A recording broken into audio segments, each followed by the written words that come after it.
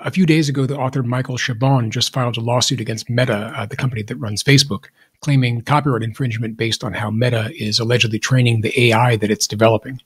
This is similar to a lawsuit that was filed in July of 2023 by the actor Sarah Silverman against OpenAI, who makes ChatGPT. Specifically, Chabon's lawsuit claims that Meta trained its large language model, Meta AI, using text from Chabon's books. To do this, Chabon claims, Meta had to add the text of Chabon's books into the massive amount of text that's being used to train Meta AI, also known as its training dataset. That, according to Chabon, amounts to copying the books without Chabon's permission, and that's copyright infringement. Why am I talking about this in a channel that's supposedly about independent film-related law? These lawsuits affect everyone who uses AI or plans to do that in the future, and lots of independent filmmakers are using large language model AI to help with various aspects of making their films. Sometimes they'll use it to help them write a screenplay, or maybe they'll use the visually oriented ones like Midjourney to create backgrounds and visual effects. Maybe they'll use it to help them produce a business plan to get investors for their film, and so on and on.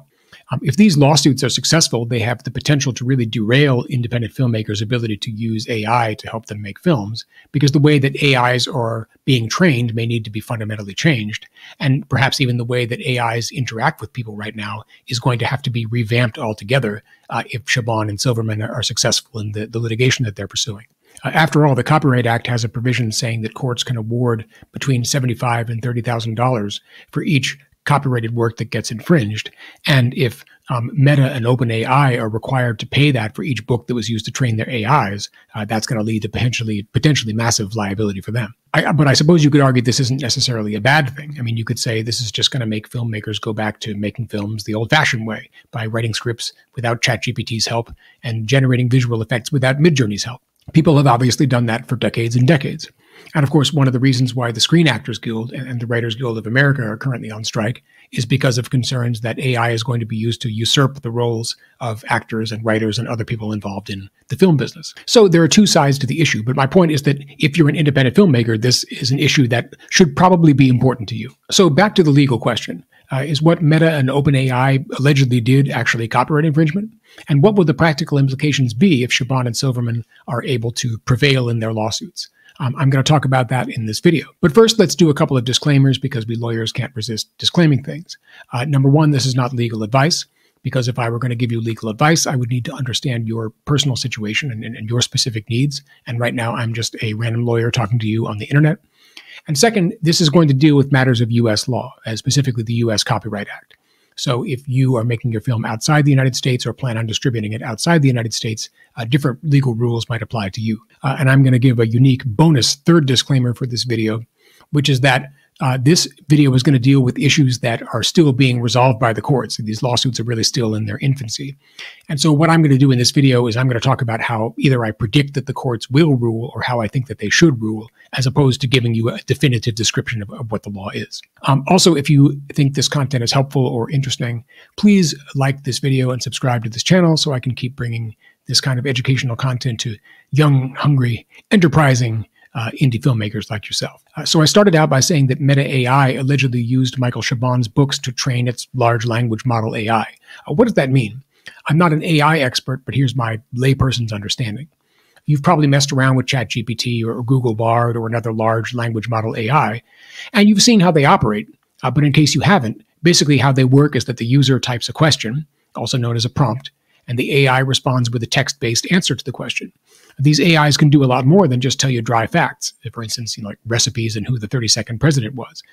You can ask them to write fiction or poetry, for instance, and you can ask them to do it in the style of specific authors like Shakespeare or Ernest Hemingway, although it's not clear that anyone has actually asked them to write like Chabon or Silverman. To get a large language model to accurately reproduce human language in responding to users' questions, you have to train it by exposing it to lots of examples of human language, just like one of the best ways to train a human child to read and write, or to refine the reading and writing skills of a high school or a college student, is by having them read a lot of different books. The AI, as it gets exposed to more and more human writing, and we're talking about exposing it to millions and millions of words worth of writing here, starts to understand that there are consistent rules and patterns of speech, and this helps it to respond to users' questions like a normal person would. Chabon's books are an example of popular literature in our society, so it makes sense that Meta would want to allegedly use them to train their AI.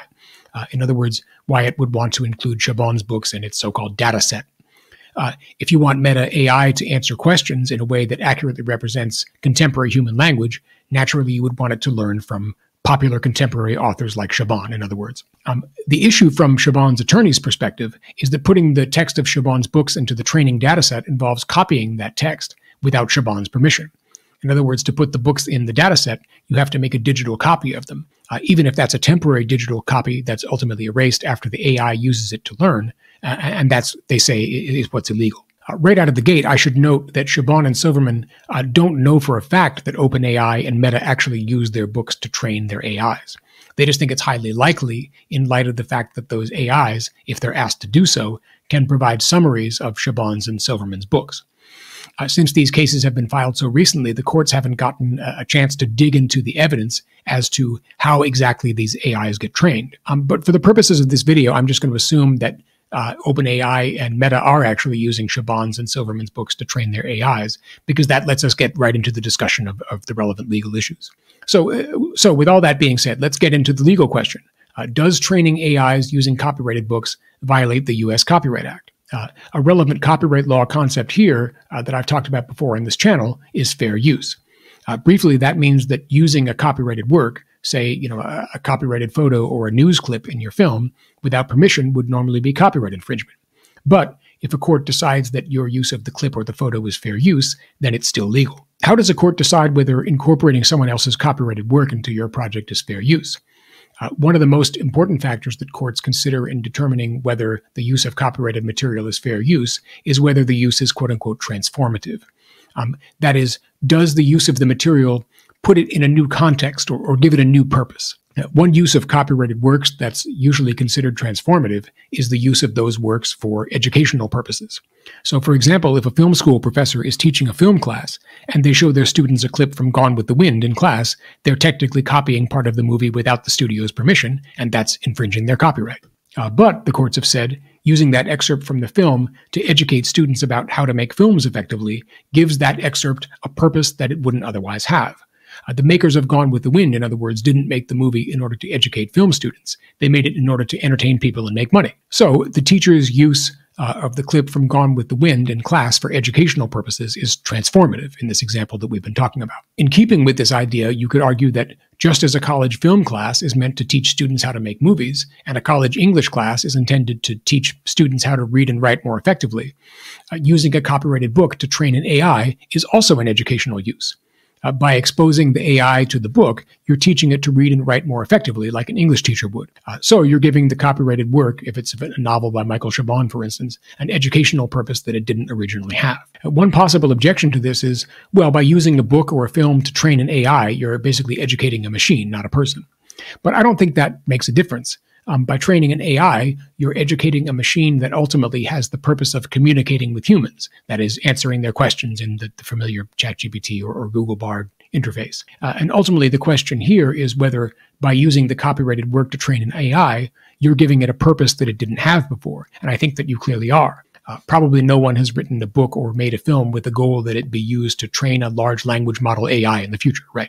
So this is a transformative use, in my opinion. Another major factor that the courts consider in this fair use analysis is how much the use of the copyrighted work affects the market for the copyrighted work. That is the alleged copyright infringer's use of the copyrighted material harming the copyright holder's ability to profit from that material? In this case, the relevant question is, if OpenAI is actually training ChatGPT using Michael Chabon's books, is that depriving Chabon of any profit that he otherwise would have been making from book sales? Chabon and Silverman don't seem to be claiming in their lawsuits that OpenAI and Meta are causing them to lose money or actually causing them to lose book sales. So it's not clear that using their books to train AIs is actually affecting the market for their books at all. Hypothetically, if you could ask ChatGPT something like, tell me what this book by Michael Chabon says, maybe that would cause fewer people to buy Chabon's books because you could just have ChatGPT read them to you for free. But that's not what Chabon appears to be saying in his lawsuit. He's not saying the books are in some sense available through ChatGPT as if it were some kind of free, Amazon Kindle reader. Chabon also isn't claiming that people are using AIs to copy elements of his work. For example, if lots of people started telling ChatGPT to write me a novel in the style of Michael Chabon, maybe that would start to cut into Chabon's profits from his books, because readers might say, well, hey, I can just use ChatGPT to write me my own personal Michael Chabon novel. I don't need to buy his actual novels. But Chabon's lawsuit doesn't appear to claim that people are doing that. Nor does Chabon seem to be claiming that Meta and OpenAI made money specifically by using his books to train their AIs. In other words, that people are signing up for ChatGPT 4, which is the premium version of ChatGPT, specifically because of Chabon's novels were used to train it, or some other writer's novels were used to train it. So another big factor, that is the effect on the market for the copyrighted work, suggests that the use of Chabon's and Silverman's books to train these AIs was fair use. Now, there are two other factors that courts look at in deciding whether the use of a copyrighted work is fair use, and those are called the nature of the copyrighted work and the amount or substantiality of the portion used. The courts, generally speaking, don't consider these factors to be as important as the ones that I already talked about, but let's address them briefly here. When a court is looking at the nature of the copyrighted work factor, it will usually say that the use of a copyrighted work of fiction is less likely to be protected by the fair use doctrine than the use of a work of nonfiction. This is because, the argument goes, the public benefits from the publication of factual information, that is, nonfiction.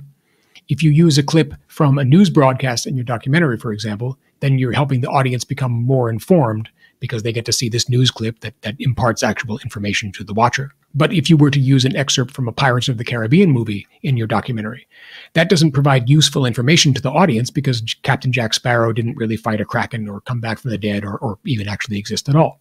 In this case, it's true that Michael Chabon's books are a fiction, and that makes the act of copying them less likely to be entitled to fair use protection. But it's also true that the whole rationale behind this fiction versus nonfiction distinction that the courts rely on doesn't really apply here. Why is that? Because generally speaking, a person who's interacting with an AI doesn't get to see the contents of the books or whatever written works were used to train the AI. And that's true whether we're talking about fiction or nonfiction. For example, if OpenAI used a nonfiction book like Thinking Fast and Slow to train ChatGPT, the average user is not going to know that that happened. Much less benefit in some way from the contents of the book Thinking Fast and Slow just by virtue of asking questions to ChatGPT. So the notion that the public benefits more from the copying of nonfiction than fiction doesn't really apply in this context. Finally, there's the issue of the amount of the copyrighted work that's being used. So again, let's suppose that you use a copyrighted news clip in your documentary. The shorter the clip that you use under this factor, the more likely it is to be considered fair use. Also, if you don't use all of the quote-unquote expressive content of the clip in your film, your use is more likely to be considered fair use. So, for instance, if you were to remove the sound from the clip and only play the video from the clip or something like that, you'd be more likely to be in the realm of fair use. How does this apply in the context of using popular novels to train an AI? Well, again, from the point of view of a user of ChatGPT or Meta AI, they aren't going to see the text of any of the thousands or perhaps millions of books that were used to train those AIs. So even assuming that Chabon's books are being used to train ChatGPT, a ChatGPT user is not going to figure that out by asking ChatGPT questions, and certainly isn't going to end up reading excerpts from Chabon's novels solely by virtue of using ChatGPT. Again, like I mentioned, ChatGPT isn't a sort of free Amazon Kindle, right? So in a sense, none of the copyrighted work is really being used, at least from the perspective of the user of a large language model AI, that is the person who's asking it the prompts or the questions. So to sum up, I think there's a pretty good argument that using commercially available novels to train an AI is fair use under the Copyright Act. In fact, one law review article by Jenny Kwang, which I would recommend reading, suggests that training an AI with commercially available books or other copyrighted materials isn't actually copyright infringement at all, precisely because the AI doesn't show the contents of those books to the public. A copyright law, she says, is not meant to stop people from making copies of books or other creative materials per se. It's meant to stop people from distributing those materials to the public in order to protect the creator's ability to profit from their work. So if I just copy part of the text of a Michael Chabon or a Sarah Silverman book and I put it in a Google Doc, I haven't actually shown that text to anyone. And so there's no risk that as a result of what I've done, people won't buy Chabon's or Silverman's books. Similarly, training an AI using commercial books doesn't result in the distribution of those books or any part of them to the consuming public. So preventing that wouldn't really serve the purpose that copyright law is meant to serve. So, Kwang argues, we shouldn't even have to discuss the issue of fair use when we're looking at this question of whether training AIs with commercial books should be legal, because the copying involved in AI training shouldn't violate the Copyright Act to begin with. But, I'm just a humble lawyer on the internet, and the courts that are considering Chabon's and Silverman's lawsuits are going to have to decide all these issues that we've been talking about. I'm certainly paying a lot of attention to where these lawsuits go, and I know a lot of other folks in the entertainment industry are too. I hope you found this video helpful in understanding the issues that are at stake in these litigations that are going on, and thank you for watching.